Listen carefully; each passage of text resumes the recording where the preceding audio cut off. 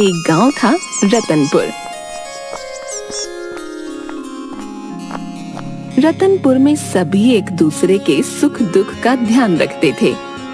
इसी गांव में चौरंगी नाम का एक व्यक्ति था। उसकी आदत दूसरों की नकल करना, या यूं कहें कि वह जिस काम से औरों को लाभ होते देखता बिना सोचे समझे करने लगता। उसकी इसी आदत के कारण कोई उसे नकलची कहता तो कोई अड़ंगीबाज। उसने अपने साथ वाले खेत में दूसरी बार बाजरे की बुआई होती देखी तो उसे लगा कि इस फसल से अधिक मुनाफा होता होगा। सीताराम ने दूसरी बार बाजरे की बुआई कर दी। पिछली बार भी इसकी फसल अच्छी हुई थी, मोटे दाम मिले होंगे। चलो अब की मैं भी बाजरे की बुआई करूंगा। चौरंगी को अपने खेत में बाजरे की बुआई करता देख सीताराम उसके पास आकर बोला, अरे भाई, तुम्हें पता है कि मैंने बाजरा बोया है, तो तुमने क्यों बोया? ये कहाँ लिखा है कि अगर तुमने बोया है तो मैं नहीं बो सकता है? तुम तो हर बार जौ की बुआई करते हो ना। भाई मेरा खेत है, मैं चौजाए उगाऊं है, तुम्हें क्या दिक्कत है भाई? तुमसे तो कुछ कहना ही बेकार है। दाम गिरा कर मानोगे, इस बार अच्छा नुकसान करवाओगे। चौरंगी उसे कुछ नहीं कहता, मुंह बनाकर वहाँ से चला जाता है।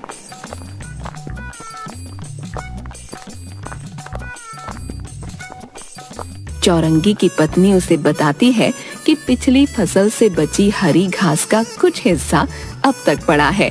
बारिश आने के आसार हैं, तो खराब होने से पहले उसे किसी पशुशाला में दे आए। तभी उसका इकलौता दोस्त नत्थू आ गया। अरे चौरंगी, ये घास लेकर कहाँ जा रहा है? घर पर रखी रखी खराब हो जाएगी तो सोचा गौशाला में दे आऊं। चल अब तू भी घास उठा, चल मेरे साथ चल। चल भाई चल, नेकी और पूछ पूछ। दोनों हरा चारा लेकर गौशाला में जाते हैं।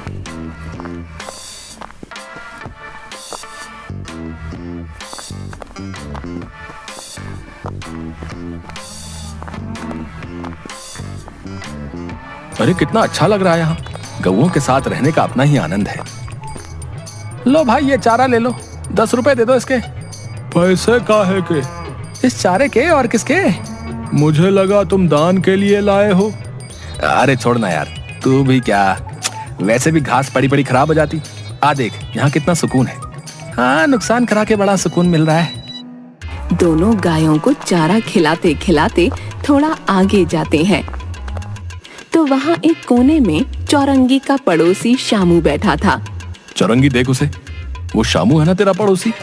चौरंगी और नत्थू शामू के पास जाकर, क्या भाई आज गौशाला में बड़े इत्मीनान से बैठे हो? खेत में नहीं जाना लगता है? मैं तो बस यहाँ यूं ही। दोनों आगे चले जाते हैं। थोड़ी देर गौशाला घूमकर वे बाहर की ओर जाने लगे तो उन्होंने देखा कि शामू गायों का गोबर इकट्ठा करके ले जा रहा है। ओ तेरी, तभी मैं सोचूं ये आजकल शामू के घर पर रोज रोज उपले और खाद कैसे बन रहे हैं। वे दोनों वहां से चले गए।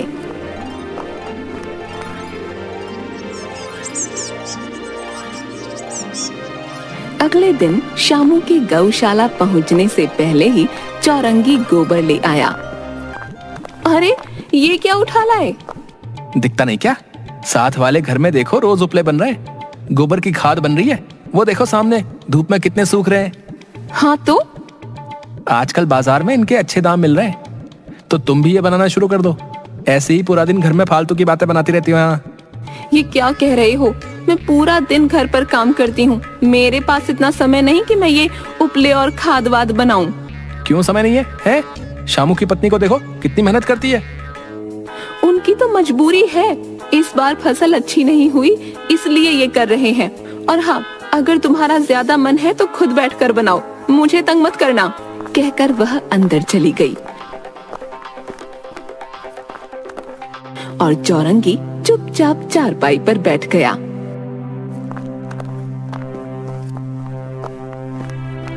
दूसरी ओर शामू को गौशाला से खाली हाथ लौटे देखकर उसकी पत्नी बोली, क्या हुआ, आज गोबर क्यों नहीं लाए? अच्छा खासा घर चल रहा था, अब चौरंगी की नजर लग गई मेरे जाने से पहले ही वो सब गोबर उठा कर ले गया। तो क्या हुआ, आप उनसे ही ले आओ ना। वो हमारी घर की हालत जानते हैं, मना नहीं करेंगे। ठीक है, कोशिश करता हूँ। भाई तुम गौशाला से सब गोबर उठा लाए, अगर काम का नहीं है तो दोगे क्या? लाया तो काम से हूँ, पर ये जो तुम्हारी भाभी है ये कुछ करने को तैयार नहीं। और मेरा तो तुम जानते ही हो, मैं दिन रात व्यस्त रहता हूँ ना। हाँ हाँ, मैं सब जानता हूँ। चौरंगी गोबर की बाल्टी आगे कर देता है। ये लो 5 रुपए दे देना। 5 रुपए? 5 रुपए क्यों?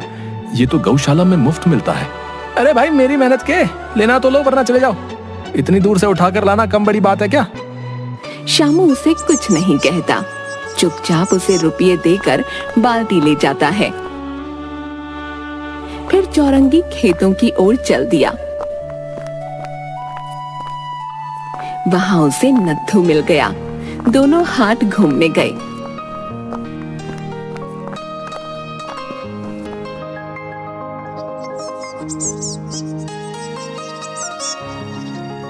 और फिर जंगल के रास्ते से वापस आते हुए उन्होंने पेड़ों पर मधुमक्खियों के छत्ते देखे।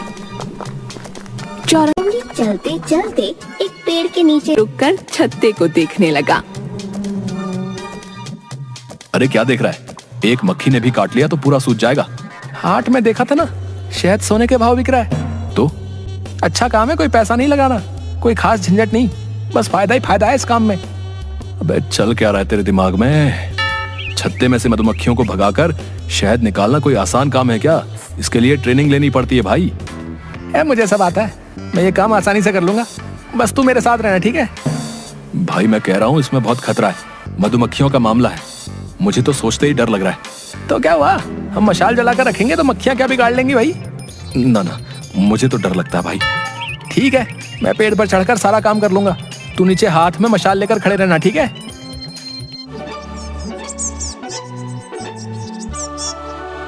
अगले दिन भोर के समय चौरंगी और नत्थू मुंह को कपड़े से ढके हाथ में बिना जली मशाल लिए छत्ते वाले पेड़ के पास आए। अभी भी एक बार सोच ले, ये काम हमारे बस का नहीं है। अरे मैं हूं ना यार, मुझे सब आता है, तू बस मशाल जलाकर उसे घुमाता रहियो, ठीक है? चौरंगी ने एक मोटी रस्सी से बाल्टी और मशाल बांधकर उसे अपने पेट पर बांध लिया। फिर नत्थू को कुछ समझाकर वह पेड़ पर चढ़ने लगा। छत्ते के पास पहुंचते ही उसके आसपास कुछ मधुमक्खियां मंडराने लगीं, तो उन्हें वह हाथ से हटाता गया। छत्ते में हजारों मक्खियां थीं, जो भिन भिना रही थीं। चौरंगी उन्हें हाथ से हटाता पेट वाली रस्सी को पेड़ से बांधने लगा, पर मक्खियां परेशान कर रही थीं।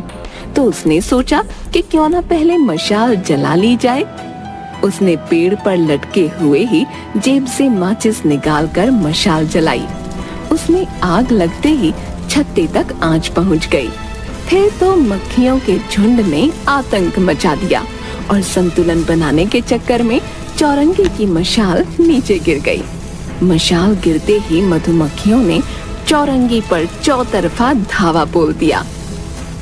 बचाओ बचाओ बचाओ बचाओ, हाय हाय मैं मर गया रे। वह बचाओ बचाओ चिल्लाने लगा। नीचे से नत्थू ये देखकर डरकर मशाल हाथ में लिए भाग गया। मधुमक्खियां चौरंगी से चिपक गईं। उसका चेहरा भी नहीं दिख पा रहा था और वह पेड़ से गिर गया। मधुमक्खियां उस पर मंडराने लगीं।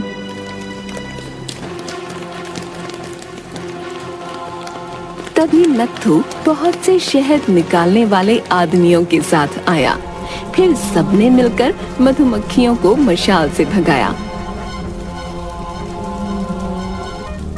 चौरंगी का पूरा शरीर और मुंह सूजकर फूल गए और लाल हो गए। वह दर्द से तड़पने लगा। तुम क्यों यहाँ आए? जिन्हें ये काम करना आता है उन्हें ही करने दो। मधुमक्खियों के छत्ते से शहद निकालना आसान नहीं है। हलवा खाने के लिए जान हथेली पर रखनी पड़ती है। शायद तुम ये बात अब समझ जाओ। लालच में आकर किसी के काम में अड़ंगी डालोगे तो यही होगा भाई। बताओ, बिना सोचे समझे मधुमक्खियों से पंगा ले लिया। मैं मर गया भाई। तुमको शरीर के साथ साथ दिमाग के इलाज की भी जरूरत है भाई। आए मैं मर गया, बहुत दर्द हो रहा है, अब नहीं करूंगा, बचा लो भाई। लगता है दिमाग का इलाज तो आज हो गया। नत्थू चौरंगी को सहारा देकर उठाने की कोशिश करता है, पर वह उठा नहीं पाता। ये देखकर सभी लोग मिलकर चौरंगी को उठाकर अस्पताल छोड़ आते हैं। मैंने कहा था ना, इस काम में बहुत खतरा है। देखो क्या हालत कर ली अपनी। अगर मैं समय पर सबको नहीं लेके आता तो क्या होता। मैया कसम, अब ऐसा नहीं करूंगा।